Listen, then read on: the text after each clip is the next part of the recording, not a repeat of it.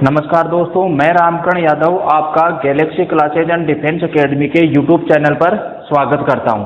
हम पढ़ रहे थे फिजिक्स और फिजिक्स के अंदर हमने शुरू वाले टॉपिक जैसे मात्रा के दाब वगैरह, गुरुत्वाकर्षण बल, वर्क पावर एनर्जी, इनके बारे में अध्ययन कर लिया था। ठीक है, आज हम पढ़ेंगे फिजिक्स का नया टॉपिक और अपने टॉपिक का नाम होगा विद्युत। क्या नाम होगा? विद्युत। तो आज अपना टॉपिक होगा विद्युत। विद्युत इलेक्ट्रिक के बारे में हम अध्ययन करेंगे। आज बिल्कुल बेसिक से स्टार्ट करेंगे, बिल्कुल बेसिक से स्टार्ट करेंगे विद्युत के अंदर, और बिल्कुल बेसिक से चलेंगे, छोटे छोटे क्वेश्चनों को लेकर चलेंगे साथ में, और जीरो लेवल से करेंगे। ठीक है, तो आइए देखते हैं विद्युत के बारे में। सबसे पहला पॉइंट होगा अपना विद्युत के अंदर आवेश। इसके बारे में अध्ययन करेंगे, आवेश के बारे में। आइए देखते हैं आवेश, चार्ज के बारे में। चार्ज क्या होता है और चार्ज का कहाँ से पता चला, चार्ज कैसे उपयोग में होता है, और चार्ज के जरिए विद्युत कैसे उत्पन्न होती है। ठीक है, चार्ज के बारे में बात करें तो आवेश की बात करें तो 600 ईसा पूर्व की बात है कि एक यूनान के एक वैज्ञानिक थे, थेलस नामक वैज्ञानिक। थेलस नामक एक दार्शनिक थे जिन्होंने क्या किया कि अंबर नामक एक वस्तु का जो अपनी बिल्ली की खाल से रगड़ने पर देखा कि वो वस्तु क्या करती है, छोटी छोटी वस्तुओं को आकर्षित करती है, छोटी छोटी वस्तुओं को आकर्षित करती है। देखो उसने क्या किया कि इसने अंबर नामक एक वस्तु ली और उससे क्या किया, ऊन या बिल्ली की खाल वाली वस्तु से क्या किया, उसको रगड़ा। ठीक है, रगड़ने पर उसने क्या पाया कि जो अंबर नामक वस्तु है उसमें क्या है, हल्की वस्तुओं को आकर्षित करने का गुण आ जाता है, हल्की वस्तुओं को आकर्षित करने का गुण आ जाता है। जैसे छोटे छोटे कागज के टुकड़े वगैरह या हल्के तिनकों को वो क्या करता है, आकर्षित करता है। तो उसने क्या किया कि अंबर नामक वस्तु को क्या हुआ, ऊन या बिल्ली की खाल से रगड़ने पर उसके अंदर क्या हुआ, एक गुण उत्पन्न हो गया। उस गुण के कारण वो हल्की वस्तुओं को क्या करने लग गया, आकर्षित करने लग गया। ठीक है, तो सबसे पहले आवेश की बात किसने की, यूनान के थेलस नामक वैज्ञानिक ने। सबसे पहला क्वेश्चन अपना यही बनता है, क्या बनता है कि आवेश की चर्चा सबसे पहले कौन से वैज्ञानिक ने की, कौन से ने की, यूनान के एक थेलस नामक दार्शनिक ने। ठीक है, आइए देखते हैं। देखिए आवेश के बारे में यूनान के थेलस नामक वैज्ञानिक ने,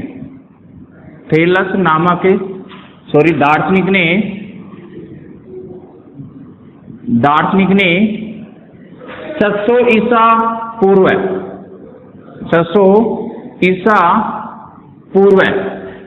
क्या किया था इसने, अंबर नामक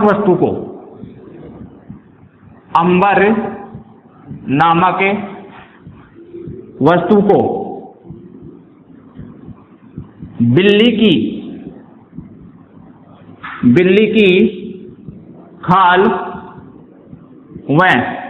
की खाल या ऊन से रगड़ने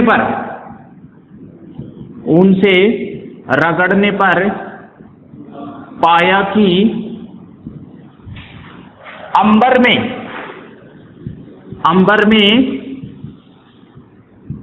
दूसरी वस्तुओं को, अंबर में छोटी छोटी वस्तुएं हैं, छोटी वस्तुएं जैसे कागज के टुकड़े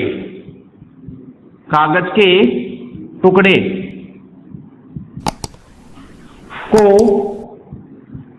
आकर्षित करने लग गया,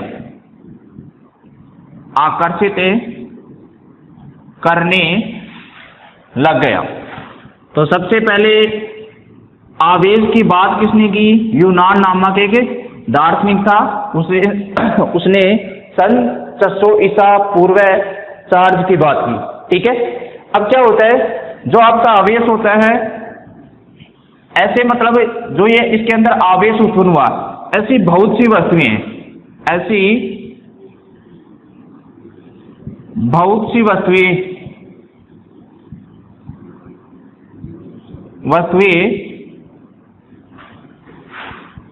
हैं, हैं, जैसे बात करें हम कागज, कांच, रबर, आदि ऐसी वस्तुएं हैं जिनको आपस में रगड़ने पर क्या होता है, दूसरी वस्तुओं को आकर्षित करने का गुण आ जाता है। जिनको आपस में रगड़ने पर क्या होता है, दूसरी वस्तुओं को आकर्षित करने का गुण आ जाता है। ठीक है, अब क्या होता है, देखो बात करते हैं इस आवेश की परिभाषा क्या बनी। ठीक है, तो दो वस्तुओं को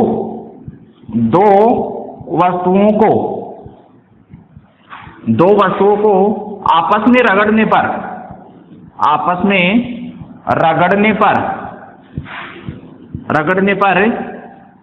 उनमें दूसरी वस्तु को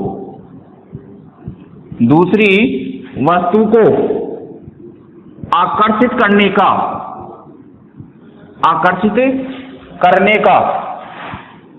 गुण आ जाता है।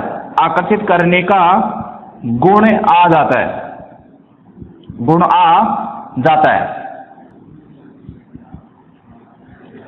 और यह गुण किसके कारण आता है, और यह गुण आवेश के कारण आता है।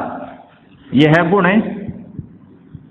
आवेश के कारण आता है। ठीक है, समझ में आई मेरी बात?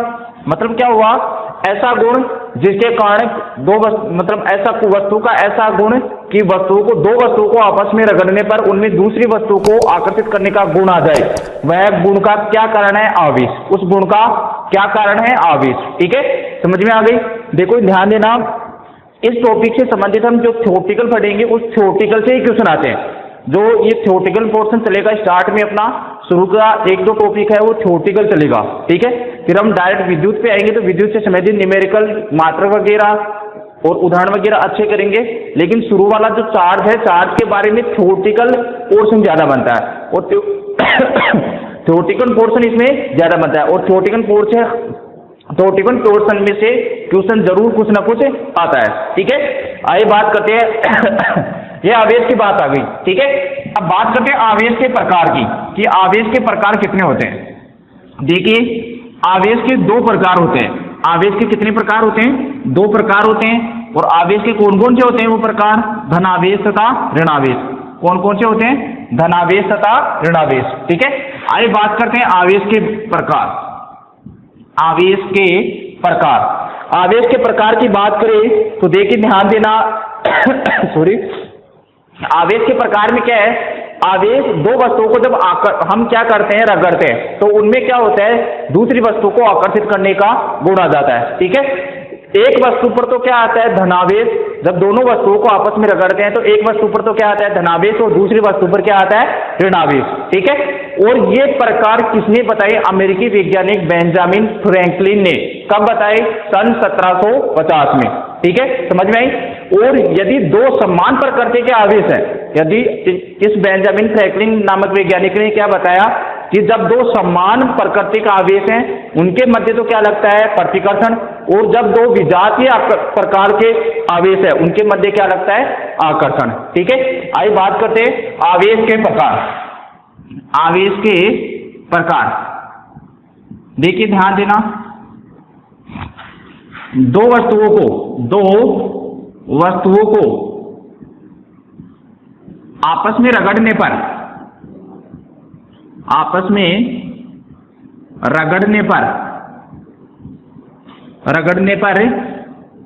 वे वस्तुएं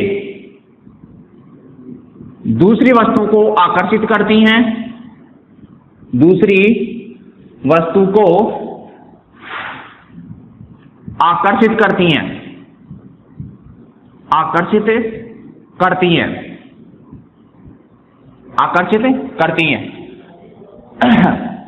इन वस्तुओं में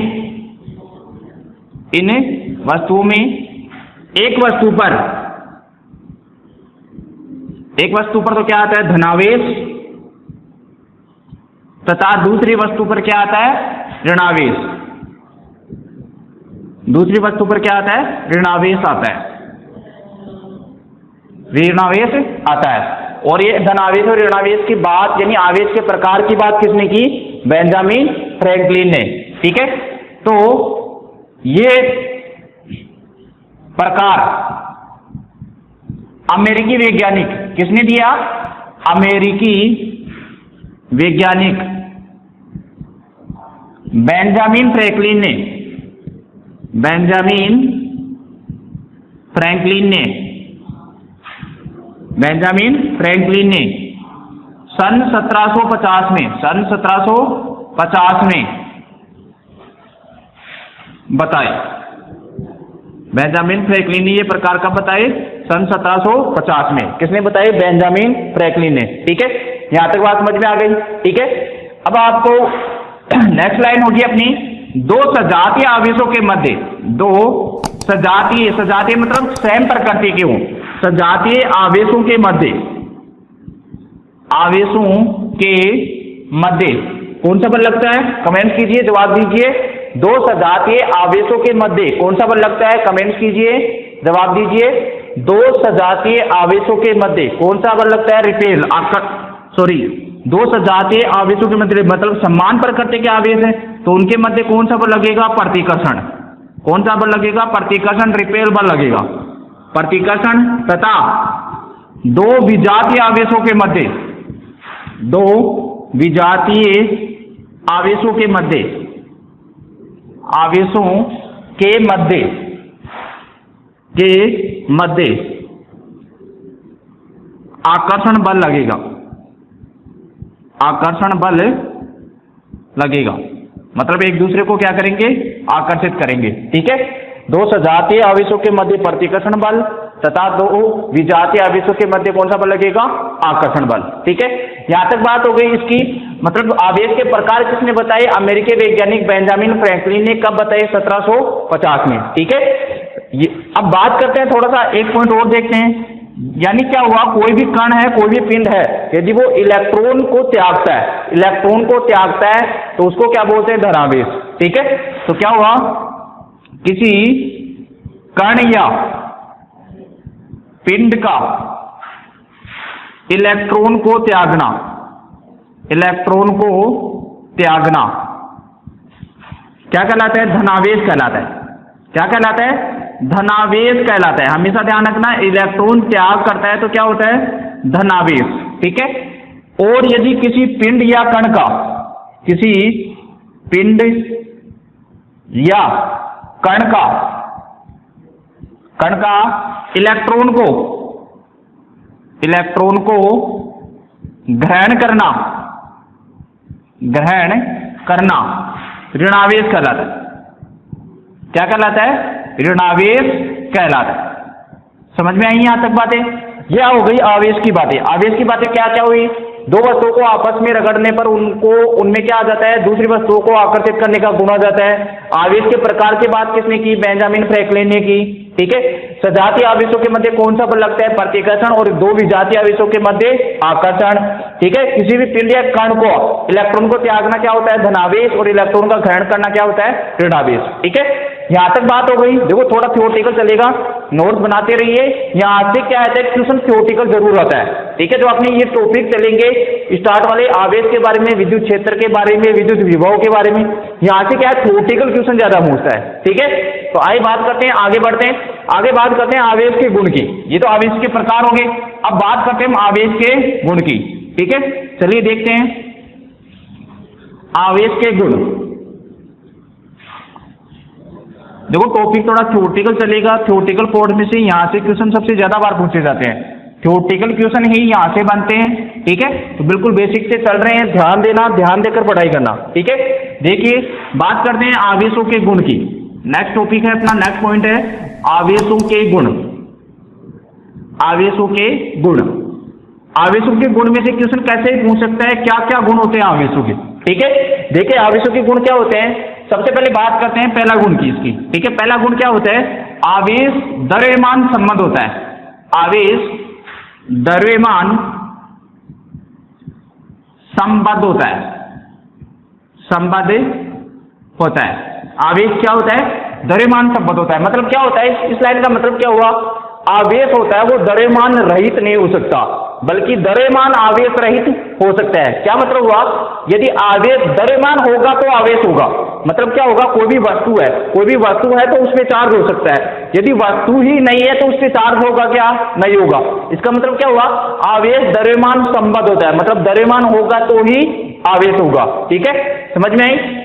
ये बात होगी पहले गुण की इसकी। तो आवेश क्या होता है? द्रव्यमान संबद्ध होता है। अर्थात आवेश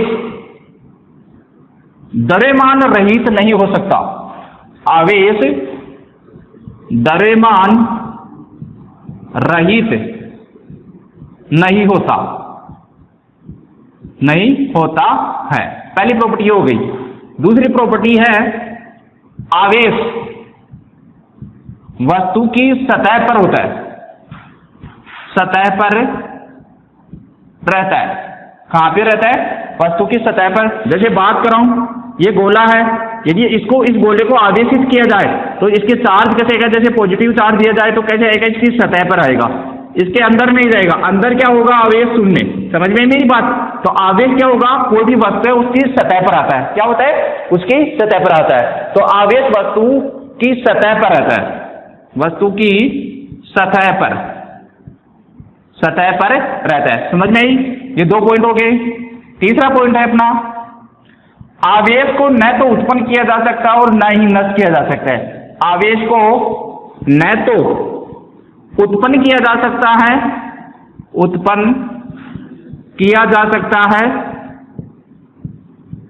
और न ही नष्ट किया जा सकता है। नष्ट किया जा सकता है। जबकि इसको एक वस्तु से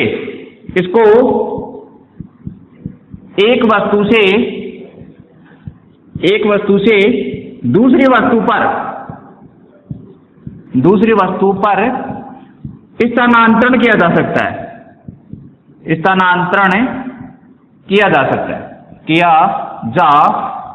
है। मतलब क्या हुआ? तीसरी प्रॉपर्टी क्या हो गई इसकी कि आवेश को न तो उत्पन्न किया जा सकता है, न ही नष्ट किया जा सकता है। इसको एक वस्तु से दूसरी वस्तु पर क्या किया जा सकता है? स्थानांतरित किया जा सकता है। ठीक है। दूसरी प्रॉपर्टी क्या है? आवेश वस्तु की सतह पर रहता है। कहां पे रहता है? आवेश की वस्तु की सतह पर। और आवेश क्या होता है? द्रव्यमान संबद्ध होता है। क्या होता है? आवेश क्या होता है? द्रव्यमान संबद्ध होता है। ठीक है, ये इसकी तीन प्रॉपर्टी हो गई मुख्य।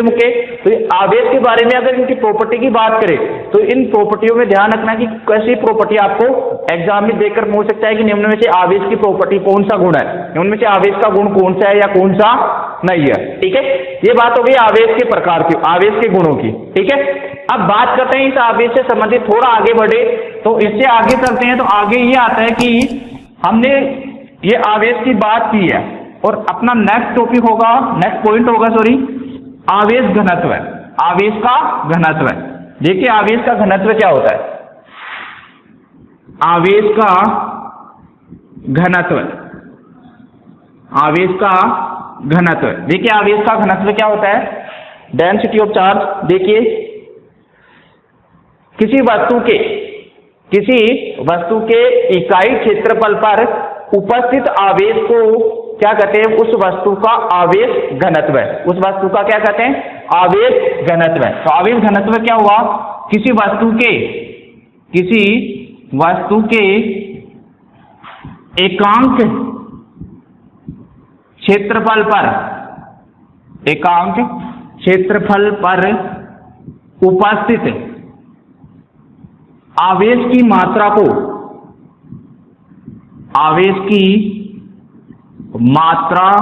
को उस आवेश का उस वस्तु का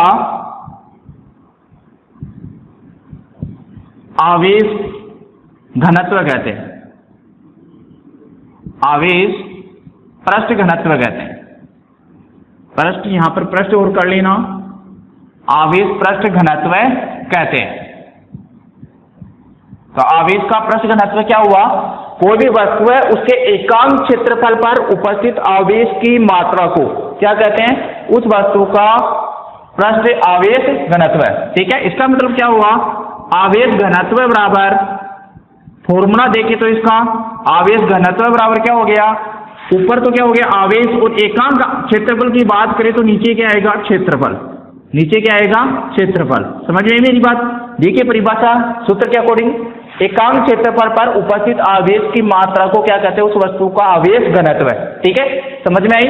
तो क्या हुआ, किसी वस्तु के एकांक क्षेत्रफल पर उपस्थित आवेश की मात्रा को उस वस्तु का क्या कहते हैं, आवेश पृष्ठ घनत्व है। ठीक है, समझ में आ गई।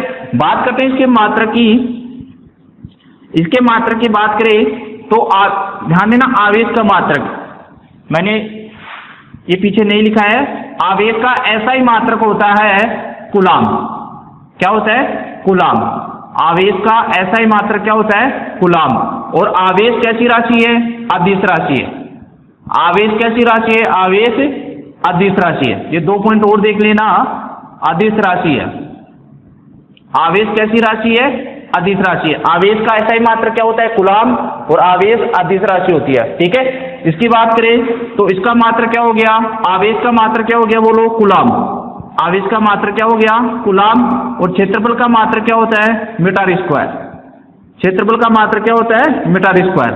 तो इसका मात्रक क्या हो गया, कूलाम प्रति मीटर स्क्वायर। आवेश घनत्व का मात्रक क्या हो गया, कूलाम प्रति मीटर स्क्वायर। ठीक है, ये हो गई इसकी बात, आवेश घनत्व की मात्रक की बात। ठीक है, नेक्स्ट पढ़ते हैं, आवेश घनत्व होता है आपका, आवेश घनत्व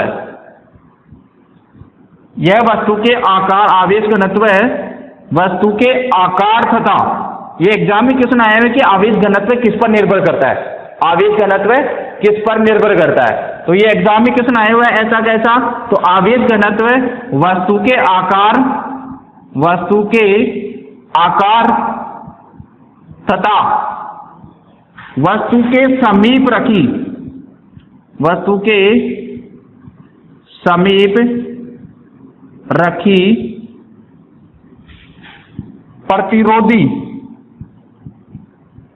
प्रतिरोधी वस्तुओं पर करता है, वस्तुओं पर करता है। ये एग्जाम में क्वेश्चन आया हुआ है, ऐसा कैसा एग्जाम में क्वेश्चन आया है कि आवेश घनत्व किस पर निर्भर करता है। तो आवेश घनत्व किस पर निर्भर करता है, एक तो वस्तु के आकार पर तथा वस्तु के समीप रखी कोई भी प्रतिरोधी वस्तु है उन पर निर्भर करता है। समझ में। तो आवेश घनत्व किस पर निर्भर हो गया, एक तो वस्तु के आकार पर तथा वस्तु के समीप रखी प्रतिरोधी वस्तुओं पर निर्भर करता है। ठीक है, एक बात और ध्यान देना, ये स्टार लगा के, ये बहुत इंपॉर्टेंट बात है और ये एग्जाम में सबसे ज्यादा बार पूछी गई है कि नुकीली वस्तुओं का, नुकीली वस्तुओं का, नुकीली वस्तुओं का पृष्ठ घनत्व, आवेश पृष्ठ घनत्व,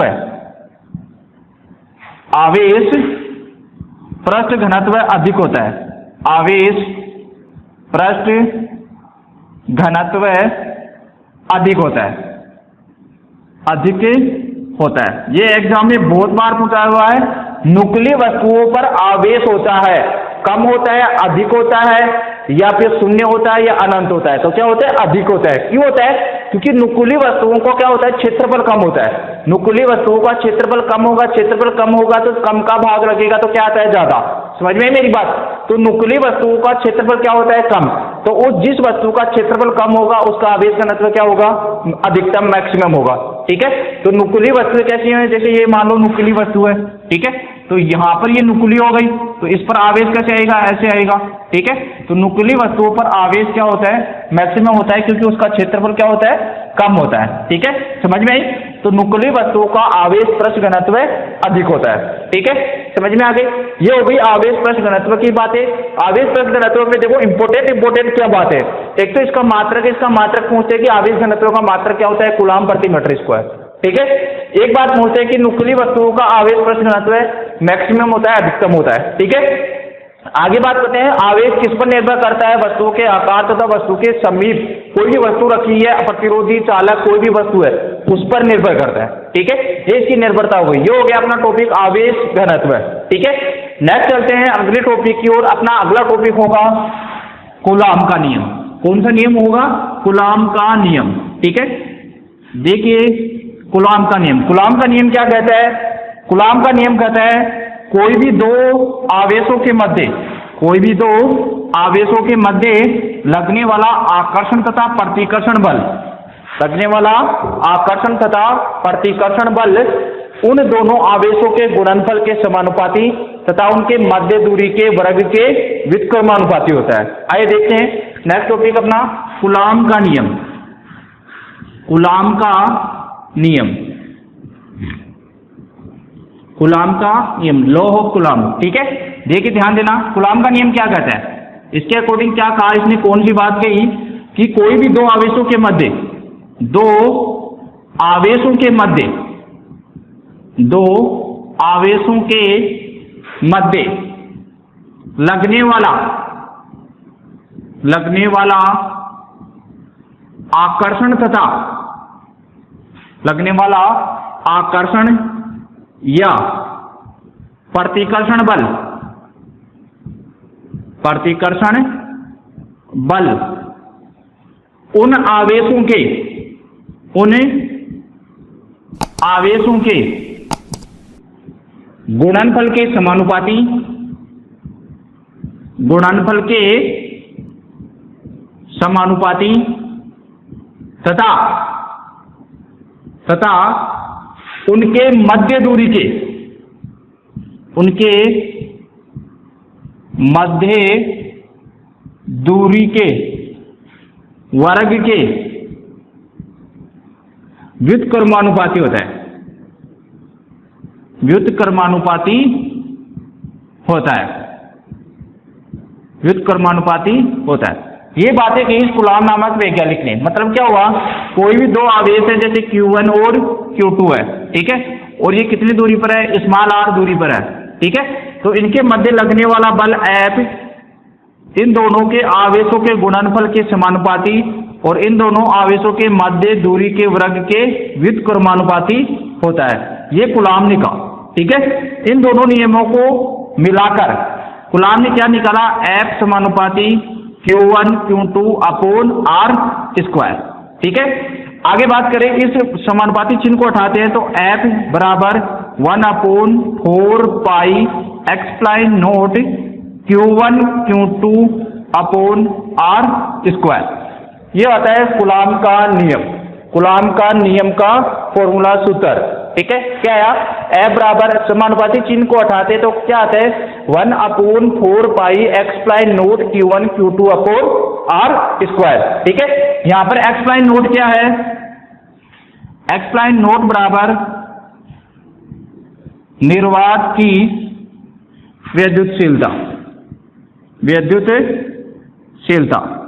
इसका मान कितना होता है, कमेंट्स कीजिए, जवाब दीजिए, इसका मान कितना होता है, एक्सप्लाइन नोट का मान कितना होता है, सभी कमेंट्स कीजिए, जवाब दीजिए, एक्सप्लाइन नोट का मान कितना होता है, कमेंट्स कीजिए, जवाब दीजिए।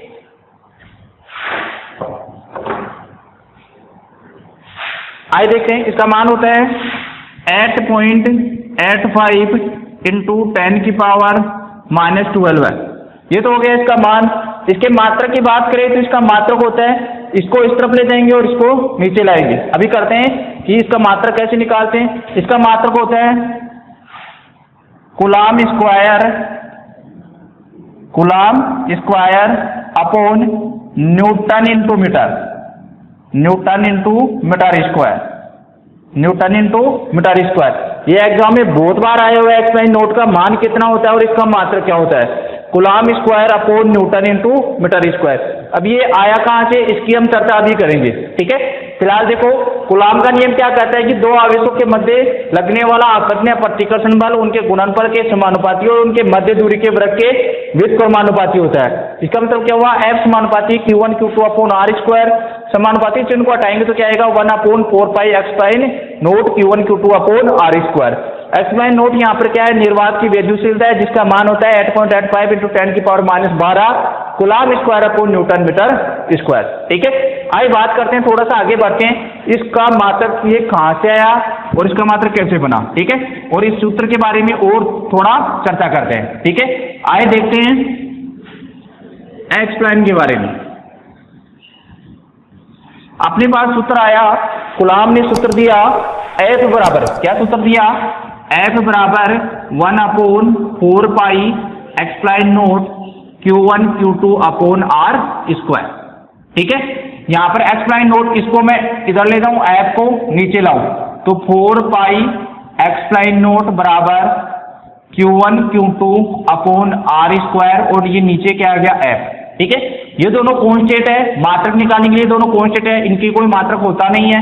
Q1 और Q2 है आवेश है, Q1 Q2 क्या है आवेश, आवेश का मात्रक क्या होता है कूलाम, तो Q1 और Q2 का कूलाम इंटू कूलाम क्या हो गया कूलाम स्क्वायर, तो इसका एक क्या हो गया मात्रक, ऊपर तो हो गया कूलाम स्क्वायर, नीचे देखो बल का मात्रक क्या होता है, बल का मात्रक कमेंट कीजिए जवाब दीजिए, बल का मात्रक क्या होता है, बल का मात्रक क्या होता है, बल का मात्रक क्या होता है न्यूटन, क्या होता है न्यूटन, ऐसा है बता दीजिए बल का मात्रक न्यूटन, और दूरी है, दूरी को किस में मापते हैं मीटर में, तो मीटर स्क्वायर, तो इसका मात्रक कितना क्या हो गया coulomb square newton into metre square, और मान कितना है एक्सप्लाइन नोट का 8.85 इंटू 10 की पावर -12 है।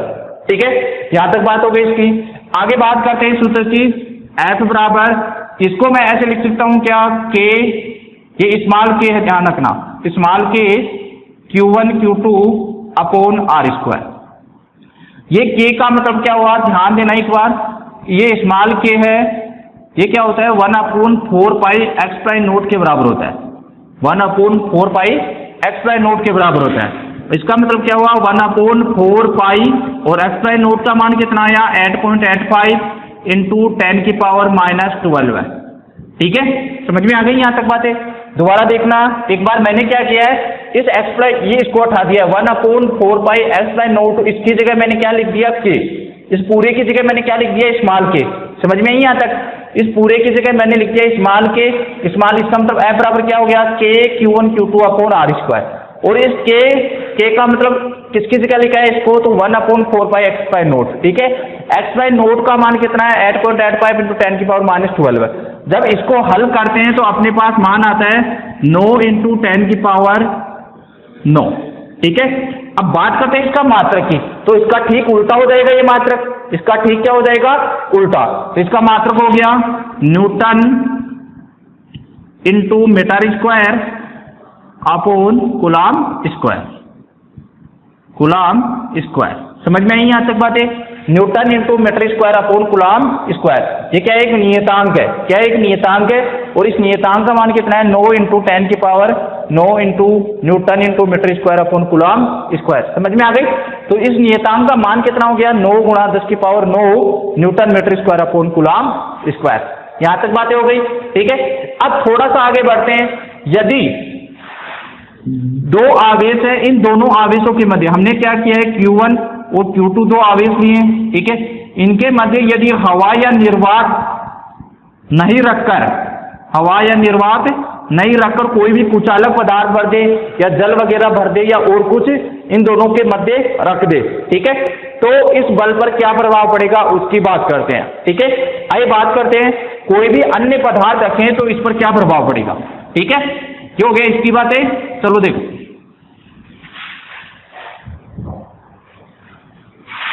जब इस Q1 और Q2 के मध्य, Q1 और Q2 के मध्य मैं कोई अन्यत्र कोई पदार्थ रख दूं, ठीक है, तो F बराबर क्या हो जाता है 1/4 pi epsilon note capital Q, क्या है ये कैपिटल Q, स्मॉल Q नहीं है, कैपिटल Q, कोई भी नियतांक मान लो Q1 Q2 upon R square, समझ में आई।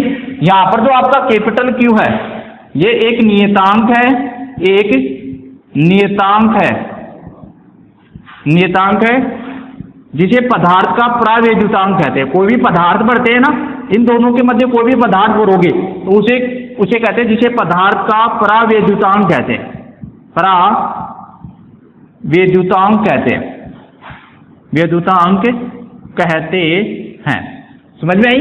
ठीक है, मतलब क्या हुआ, यदि कोई अन्यत्र कोई पदार्थ भर दो आप इन दोनों के मध्य, ठीक है, Q1 और Q2 के मध्य कोई अन्य पदार्थ कुचालक पदार्थ रख दिया तो बल क्या होगा 1/4 पाई एक्सप्लाइन नोट के, और के क्या है कैपिटल के है, ये कोई नियतांक है और जिसे पदार्थ का क्या कहते हैं प्रावैद्युतांक, नियतांक प्रावैद्युतांक कहते हैं। ठीक है, समझ में आ गई।